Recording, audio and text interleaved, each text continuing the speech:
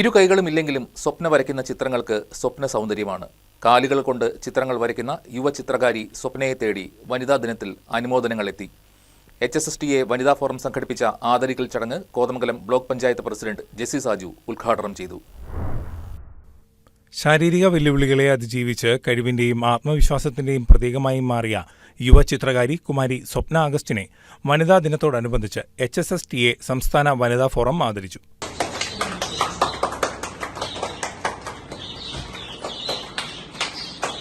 ജന്മനാ തന്നെ കൈകളില്ലാതിരുന്ന സ്വപ്ന കാലുകൾ ഉപയോഗിച്ചാണ് ആരെയും അതിശയിപ്പിക്കുന്ന ചിത്രങ്ങൾ വരയ്ക്കുന്നത്.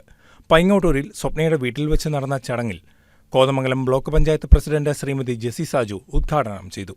എന്തൊരു കഴിവ്, എന്തൊരു മികവാണ് ആ കുട്ടി നടത്തിയിരിക്കുന്നതെന്ന് നമുക്ക് മനസ്സിലാക്കാനായിട്ട് സാധിക്കും.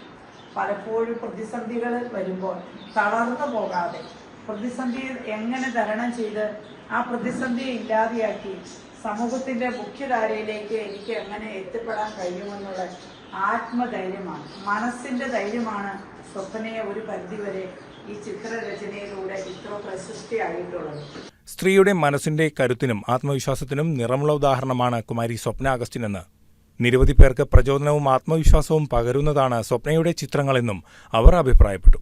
കോതമംഗലം ബ്ലോക്ക് പഞ്ചായത്ത് ആരോഗ്യ വിദ്യാഭ്യാസ standing committee chairperson Binsy Mohanan അധ്യക്ഷത വഹിച്ച യോഗത്തിൽ HSSTA സംസ്ഥാന വനിതാ ഫോറം കൺവീനർ നിഷ കെയു സ്വാഗതം ആശംസിച്ചു. Kothamangalam block panchayat member Sijo John മുഖ്യപ്രഭാഷണം നടത്തി.